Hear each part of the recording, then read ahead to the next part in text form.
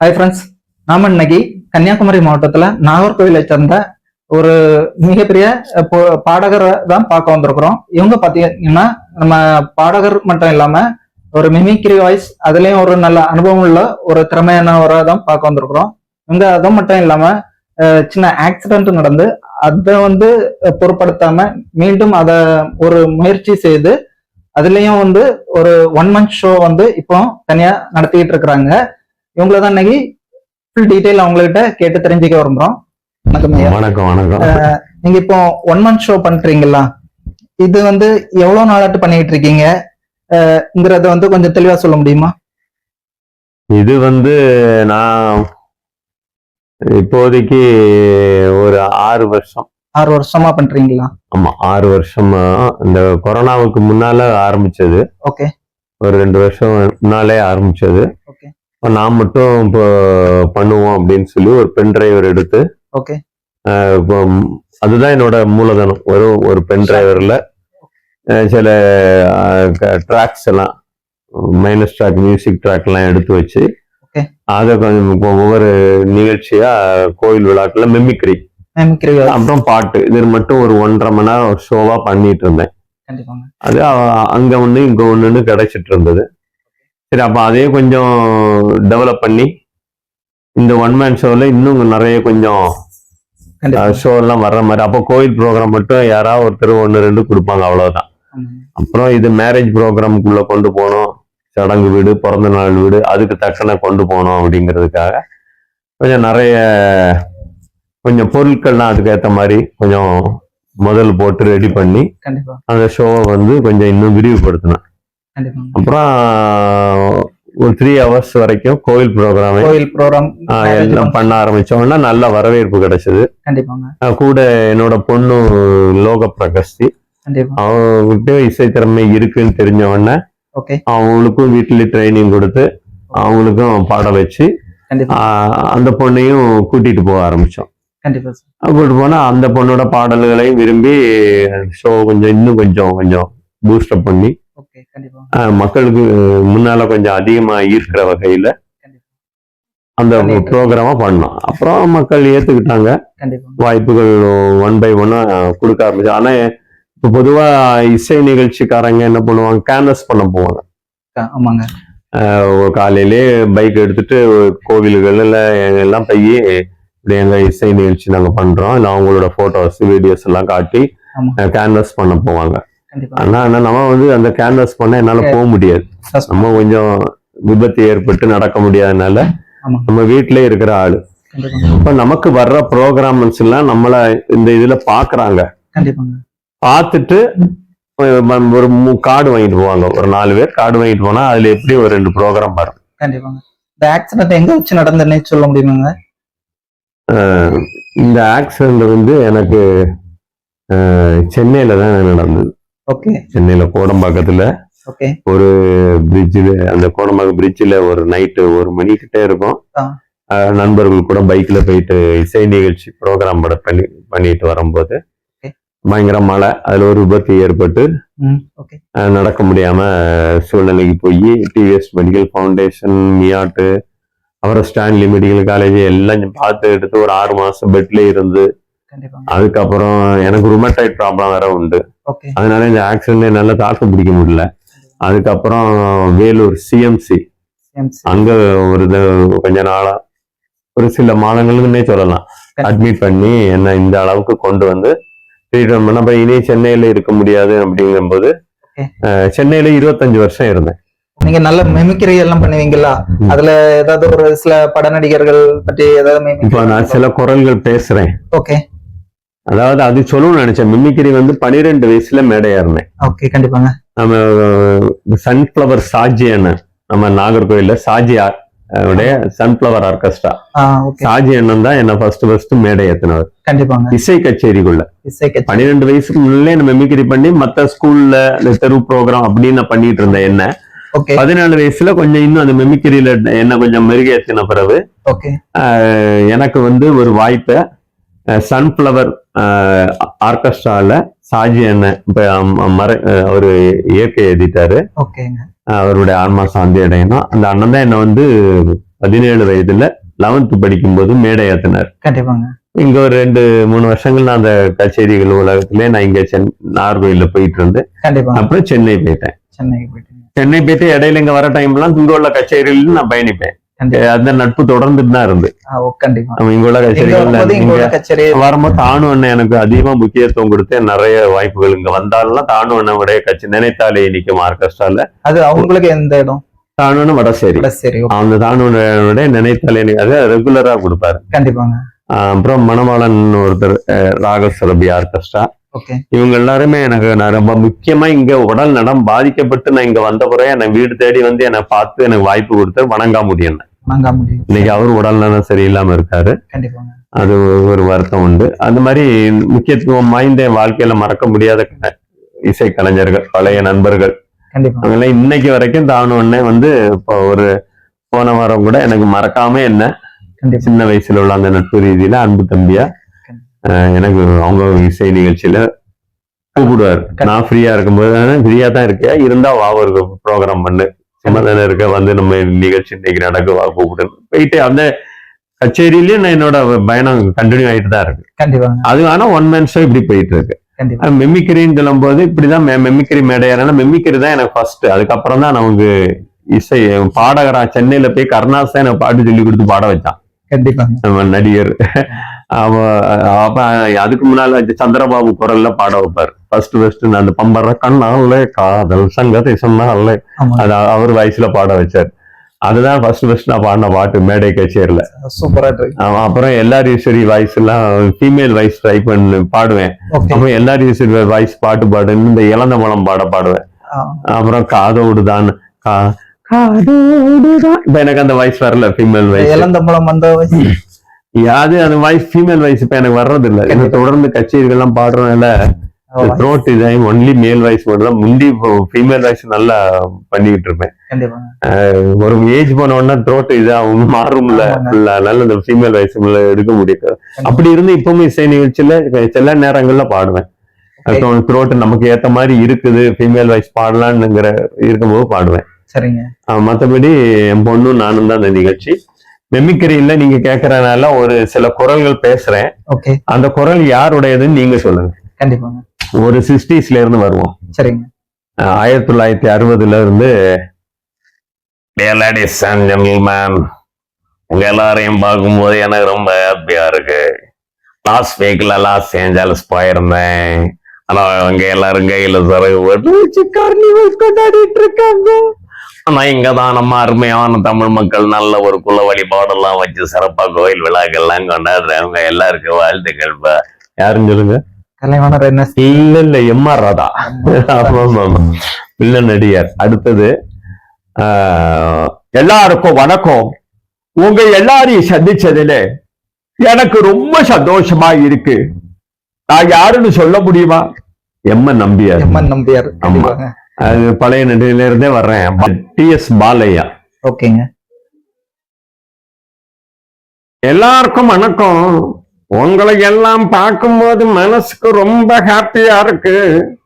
இந்த அருமையான ஒரு யூடியூப் சேனலை நீங்க எல்லாரும் உத்வேகப்படுத்தணும். தம்பிக்கு உங்க மேலான ஆதரவை கொடுக்கணும் அப்படின்னு சொல்லிக்கிறம்பா. டி.எஸ். பாலையா. அதுக்கப்புறம் 80ஸ்க்கு வந்தோம்னா எல்லாருக்கும் வணக்கம். நான் தான் ஜனகராஜ் பேசுறேன்.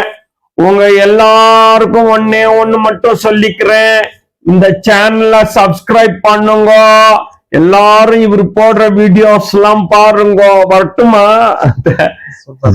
ஜனகராஜ் அந்த காலகட்டத்துல நம்ம வந்து அந்த ஏஜுக்கு ஏற்ற அந்த நடிகர்கள் வாய்ஸ் எல்லாம் அந்த டைம்ல பிரபலமா இருக்கு. இப்ப யங்ஸ்டர்ஸ் நிறைய வர ஆரம்பிச்சிட்டாங்க இல்லையா? சின்ன பசங்களாம் இப்போ உள்ள காலகட்டத்தில் உள்ள நடிகர்கள் தான்.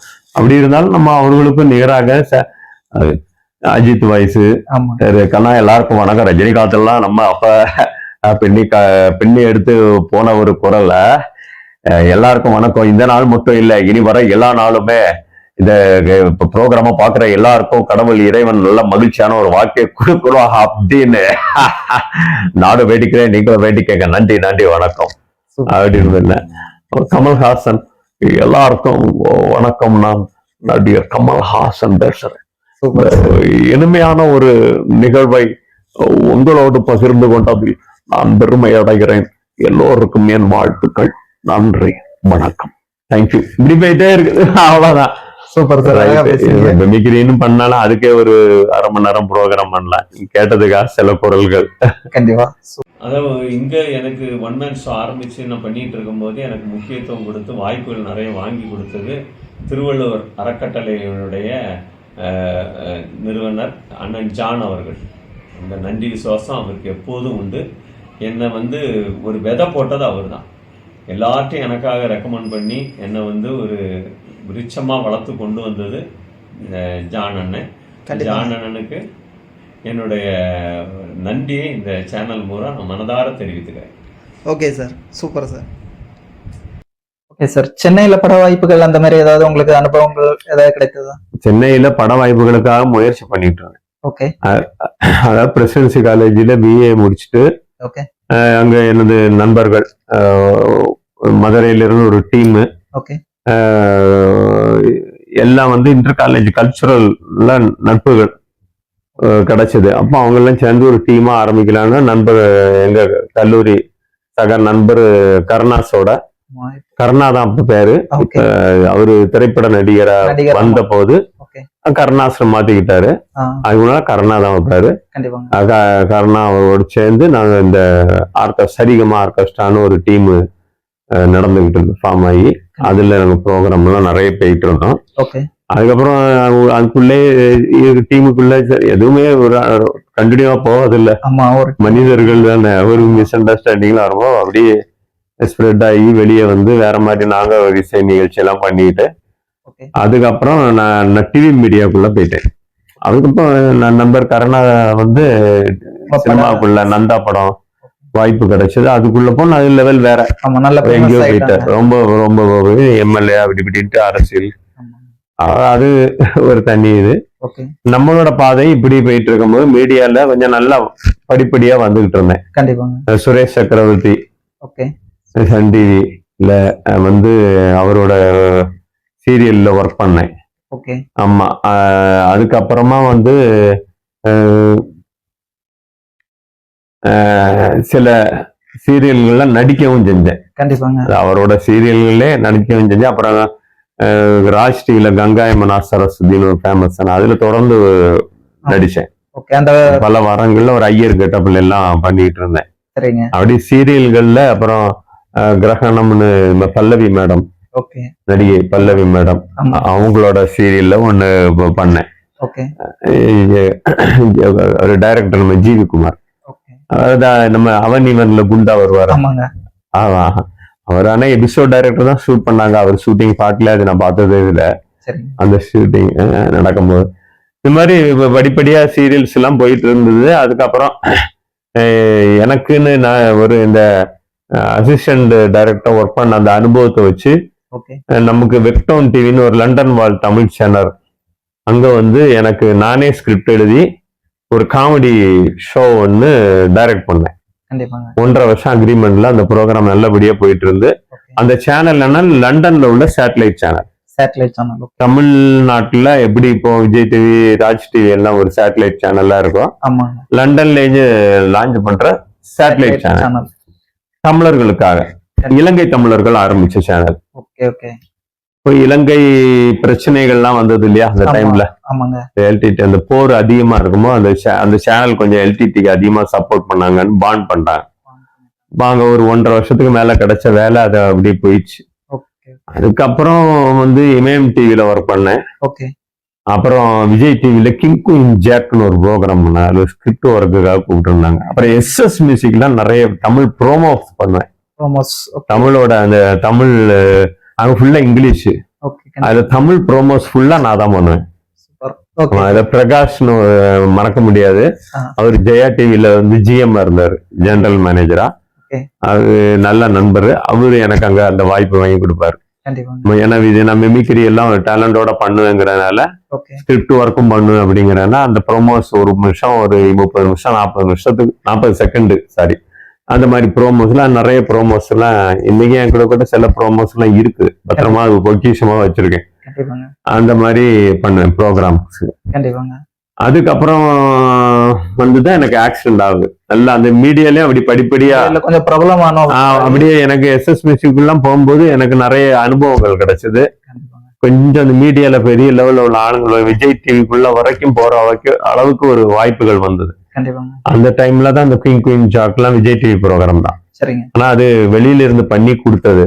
அது விஜய் டிவி ப்ரொடியூசர் கிடையாது, ப்ரொடக்ட் பண்ண, அது வந்து அவங்க ப்ரொடக்ஷன் பண்ணல, ஓகேங்க. வெளியில இருந்து பிரைவேட்டா பண்ணி அதுக்கு ஸ்லாட் எடுத்து பண்ண ப்ரோக்ராம். ஓகே.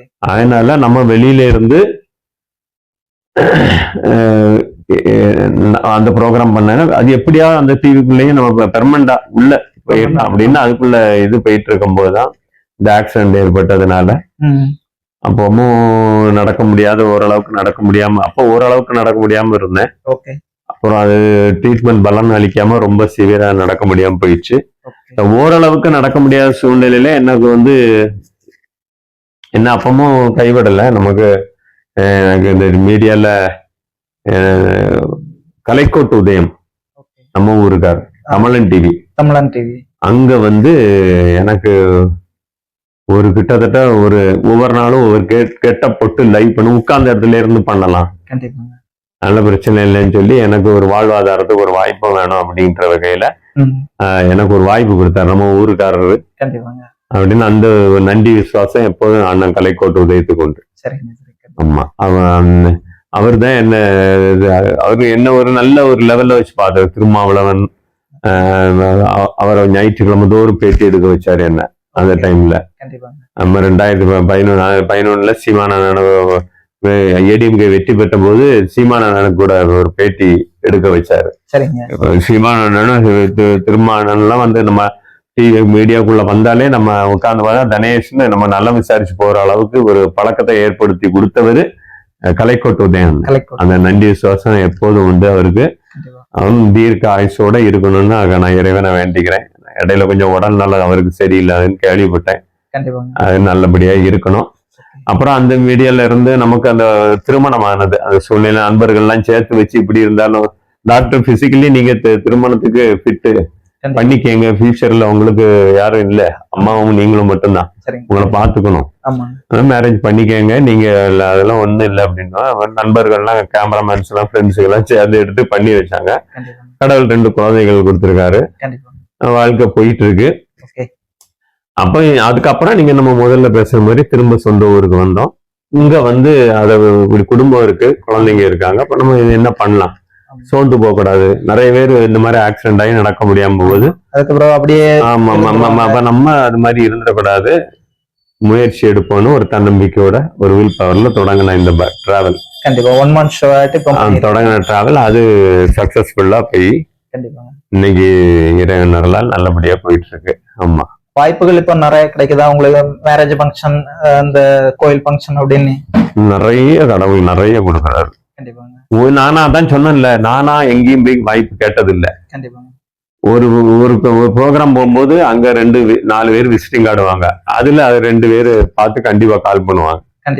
கால் பண்ணி அப்படி வர்றதுதான் ஒரு ப்ரோக்ராம் பார்த்து புக் பண்ற. அதை வச்சே எனக்கு மாசம் ஓரளவுக்கு நமக்கு தேவையான அளவுக்கு வந்துட்டு, சீசன்ல எல்லாம் அதிகமா இருக்கும். நம்மளால ஸ்ட்ரெயின் பண்ண முடியாத அளவு இருக்கு. ஏன்னா இப்ப தொண்டை 3 hours பாடணும். ஒரு மாசம் ஒரு 20-25 நிகழ்ச்சின்னா எப்படி பண்ண முடியும்? 1 மணி நேரம் பாட முடியும். திடீர்னு இதுல கோல்டு அட்டாக் ஆயிடுச்சுன்னா ஃபுல்லா மாட்டிக்குவோம். ஃபுல் மாத்திரைகளை போட்டு கத்த முடியாது, பாட முடியாது. ரேஞ்ச் இல்ல சாங் எல்லாம் பாட முடியாது. த்ரோட்டை ஃபுல்லா, ஏன்னா அது ரொம்ப பல சிரமங்களை எல்லாம் தாண்டி அது நம்ம இந்த உடல் பிரச்சனையும் இருக்கு. இதுல தூக்கம் முடிக்கணும். நல்ல கொஞ்சம் இடையில நல்ல திடமா இருந்தவன் இந்த நிகழ்ச்சிகள் நிறைய வரும்போது நைட் 2 மணி 3 லேட்டா வந்து படுக்கிறது. ஆமா, இப்ப நவராத்திரி ஃபங்க்ஷன், கோயில் ஃபங்க்ஷன்ங்கிறதெல்லாம் நைட்டு வச்சு நடக்கும்போது மேக்ஸிமம் 3 hours. ஆமா, லேட்டா வருவோம், வெளியூர் போவோம், தூங்குவோம், காலையில எந்திக்கிறது 11-12 மணி, காலையில டிஃபன் கட் ஆயிரும், மத்தியானம் சாப்பாடு மட்டும் சாப்பிட்டு திரும்பி சாயங்காலம் ப்ரோக்ராம் இருக்கு ஓடுறது. அங்க போனா ஏதாவது 2 இட்லி, காஞ்சி போன இட்லி சாப்பிடுறது, அந்த மாதிரி இப்படியே போயிட்டு இருக்கு. ஆனா இதையும் தாண்டி நம்ம ஜெயிச்சாகணும்ல. பட வாய்ப்புகளுக்கு அந்த பட வாய்ப்புகள் அந்த பக்கம் அதான் இதுதான் பட வாய்ப்புக்குள்ள அந்த டைம்ல நல்லா இருக்கும்போது போற. ஆனா உடல் ரீதியா கொஞ்சம் பாதிப்பு இருக்கும்போது தமிழன் டிவியில ஒர்க் பண்ணிட்டு இருக்கும்போது ஒரு படம் ஒண்ணு பண்ணேன். அது தமிழன் டிவி ரிலீஸ் பண்ண ஒரு படம் தான். ஓகே. ஸ்னேகாவின் காதலர்கள்னு ஒரு படம். கண்டிப்பாங்க. ஒரு லவ் சப்ஜெக்ட், ஆட்டோகிராஃப் கதை மாதிரி. ஆமாங்க. ஒரு கதை அது. கண்டிப்பாங்க. ஆட்டோகிராஃப் சேரனை வச்சு வரும். ஆமாங்க. இது கதாநாயகியை வச்சு வரும். அவங்களோட பழைய நினைவுகள் எல்லாம் வச்ச மாதிரி ஒரு கதை பண்ணியிருந்தாங்க. ஆமா, அது ஒரு கதை பண்ணியிருந்தாங்க. அதுல எனக்கு ஒரு சின்ன ஒரு 6 சீன் வர மாதிரி அது முக்கியத்துவம் வாய்ந்த ஒரு சீன். இப்படி இருந்து அவரு முயற்சி பண்ணிட்டு இருக்காரு அப்படிங்கிற மாதிரி, விடாமுயற்சியோட இருக்காரு அப்படிங்கிற மாதிரி ஒரு சீன் ரெடி பண்ணி படத்துல அந்த ஒரு காட்சி, அந்த சீன்ஸ் நல்லா வந்ததா எல்லாரும் சொல்லுவாங்க. எல்லாரும் பைலான் ரங்கநாத அண்ணனே உங்க காட்சி இந்த படத்துல ரொம்ப நல்லா இருந்துச்சுன்ட்டு தனிப்பட்ட முறையில் என்கிட்ட சொல்லுவார். அவர் நல்ல நண்பர். இப்ப யூடியூப்ல அவரு ஒரு பாணியில அது அப்ப தமிழன் டிவில பண்ணிட்டு இருந்த அந்த கான்செப்ட தான் அப்புறம் யூடியூப்ல பண்ண ஆரம்பிச்சாரு. அது எங்கேயோ போயிடுச்சு. டிவில பண்ணும்போது ரீச் ஆகல. தமிழன் டிவி வெளியில யூடியூப்ல அந்த நல்லா சர்ச்சைக்குரிய விஷயங்களை நடிகருடைய பொது வாழ்க்கையெல்லாம் எடுத்து பேசும்போது அது ரீச் ஆயிடுச்சு. அவர் கான்ட்ரவர்சியா இருந்தாலும் அவருக்கு ஒரு டைம் வந்துருச்சுல கொஞ்சம். ஆமா, அண்ணன் அடிக்கடி போன் பண்ணு சொல்லுவாரு, நல்லபடியா போயிட்டு இருக்க பாப்பேன் சேனல் அப்படின்லாம் சொல்லுவேன். அவரு சந்தோஷப்படுவாரு. அவரு கூட அந்த சீனு பாராட்டினாரு. ஆமா சார். இது தவிர இப்போ பாத்தீங்கன்னா நம்ம வருங்காலத்துல உள்ள மாணவிகளுக்கு இப்படி ஒரு என்ன சொல்ல வரீங்க? இந்த மாதிரி காலகட்டங்கள்ல சிலவங்க நான் சொல்றேன், வாழ்க்கையில எதையும் ஃபேஸ் பண்ண கத்துக்கங்க. கண்டிப்பாங்க. அதுதான் முதல் லெசன். கண்டிப்பா. வாழ்க்கையில எதுவுமே நிரந்தரம் கிடையாது. ஆமாங்க. அப்புறம் தவறா போறாங்கல்ல, சில சூசைட் அட்டம் பண்றாங்க, சிலவங்க அப்படியே முடங்கிறாங்க. இனிமேல் எனக்கு ஸ்டடீஸே வேண்டாம் அப்படின்ற மாதிரி வேற எங்கேயாவது வேலைக்கு போயிடுறாங்க. அது அப்படியே அட்டம் எழுதி பாஸ் பண்ணி அது திரும்பி கன்டினியூ பண்ணி அப்படி போகணும். அதே மாதிரி சூசைடுக்கு பக்கம்லாம் போயிடக்கூடாது. குழந்தைங்க ஐயோ அது வாழ்க்கையை முடிஞ்சு போச்சுன்னு இல்லை. அது ஒண்ணு இல்லைன்னா இன்னொன்னு அவங்களுடைய தனித்திறமை என்னங்கிறத ஆராய்ஞ்சு அவங்க அந்த வழியில போயிடலாம். கண்டிப்பாங்க. அப்படி போயிட்டே இருக்கணும். அதனால நம்ம சோட போயிடக்கூடாது. எந்த இடத்துலயும் ஒரு தன்னோட ஒரு இதை விட்டு கொடுத்துடக்கூடாது. கண்டிப்பாங்க. அந்த நம்பிக்கையோட இருக்கணும். வரக்கூடிய தெளிவான பாதை, தெளிவான வாழ்க்கை, தெளிவான கண்ணோட்டம். கண்டிப்பாங்க. ஆனா நீங்க இந்த காலகட்டத்துல இப்போ ரொம்ப உங்களுக்கு ஒரு ஃபங்க்ஷன் இப்போ உங்களை கூட்டிட்டு போங்களா இல்ல நீங்களாட்டு? எனக்குன்னு ஒரு நண்பர் இருக்காரு. ஓகே. ஒரு தம்பி வருவாரு. அவரு என்ன அந்த ஃபங்க்ஷனுக்கு அவரு எனக்கு ஹெல்ப் கூட இருந்து எனக்கு எல்லாம் பண்ணி கொடுப்பாரு. சீனிவாசன் ஒரு தம்பி வந்துகிட்டு இருக்காரு. ஓகே. அவர் தான் நமக்கு எல்லாமே ஒரு ப்ரோக்ராமுக்கு ஒரு கோஆர்டினேட்டர் மாதிரி, ஒரு பர்சனல் அசிஸ்டன்ட் மாதிரி அவர் கூட இருந்து எல்லாமே கண்டிப்பாங்க ஃபாலோ பண்ணுவார். அவருக்கான ஒரு ஊதியத்தை நம்மளால கொடுக்க முடியும். கண்டிப்பாங்க. ஆமா, அது பண்றது இருந்தாலும் அது அவர் செய்யறது நமக்கு ஒரு புண்ணியமும் கூட. அவருக்கு ஒரு புண்ணியமும் கூட. நிகழ்ச்சிகள் பரவலா போயிட்டு இருக்கு. நான் தொடர்ந்து போயிட்டு இருக்கு. Okay sir. நம்ம அதாவது நம்ம ஒரு சின்ன விஷயங்கள் ஃபெயிலியர் ஆனாலும் நம்ம ஒரு விடாமுயற்சி கண்டிப்பா இருக்கணும். அப்பதான் வாழ்க்கையில முன்னேற முடியுங்கிறத நம்ம அண்ணன் தனேஷ்மணி அவங்க சிறப்பாக சொன்னாங்க. மேலும் அவங்களுக்கு பல வாய்ப்புகளும் பட வாய்ப்புகளும் கிடைக்கணுங்கிறத நம்ம வேண்டுகிறோம். ஓகே. ஓகே சார், ரொம்ப நன்றி. உங்களை சந்திச்சதுல. சிவபாலன் அவர்களுடைய யூடியூப் சேனல் எல்லாரும் பாருங்க, சப்ஸ்கிரைப் பண்ணுங்க. நல்ல ஒரு ரொம்ப ஹார்ட் ஒர்க் பண்றாரு. அவரோட சேனலோட வீடியோ எல்லாம் எனக்கு அனுப்பி தருவாரு. எப்படியாவது இந்த யூடியூப் சேனல்ல அச்சீவ் பண்ணணும்ட்டு அவர் முயற்சி பண்றாரு. அது வெற்றிகரமாக ஆக்கி தர்றது ரசிகர்களாகிய அன்பான வியூவர்ஸ் நீங்க தான் அந்த சேனல்ல உத்வேகப்படுத்தி கொண்டு வரணும். தேங்க்யூ. Okay sir. ஓகே, ரொம்ப நன்றி.